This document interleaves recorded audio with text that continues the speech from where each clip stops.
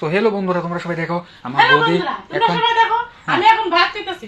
এটা নিয়ে তো মেনুগুলো ভাত খেতেছি। মেনুগুলো- সবাই দেখো, ডাল লইছি, আলুর ঝোল লইছি, মাশরুম তরকারি লইছি, বাঁধাকপি শাক লইছি, এটাই লইছি। আরো কিছু আছে কিন্তু লইছি না, এটাই লইছি।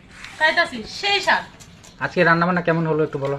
খুব খুব খুব স্বাদ, খুব স্বাদ। আজকে কি রান্না বলার মতো ভাষা নেই, এত স্বাদ হয়েছে বলার মতো ভাষা নেই। আমার এই সবকটা রান্নাই আমার বড় জালে করেছে। আচ্ছা, বড় তো জাল। আমি খাচ্ছি, হ্যাঁ। আমাকে বললাম যে কেমন হয়েছে, আমার খুব তো- ভালো। তো গাইস, হ্যাঁ হ্যাঁ, হ্যাঁ। ছোট বৌদি বলছে যে কে রান্না বান্না খুবই আজকে ভালো হয়েছে, কারণ আজকে বড় বৌদি রান্না করেছে। তোমরা দেখতে পাচ্ছ বড় বৌদি কেমন লাগছে? তুমি তো রেঁধেছো আজকে। ছোট বৌদি বলছে খুব ভালো। কেমন কেমন কেমন হয়েছে বলো তুমি, তোমার থেকে কেমন লাগছে? হইছে মোটামুটি, এত একটা না। বাবা, তোমার মুখ থেকে এই আওয়াজ বেরোচ্ছে না কেন? একটু বড় করে বলো। স্বাদ হইছে না দেখলে গা। আমার স্বাদ হয়নি। যাক, স্বাদ হোক কিংবা না হোক, ছোট বৌদি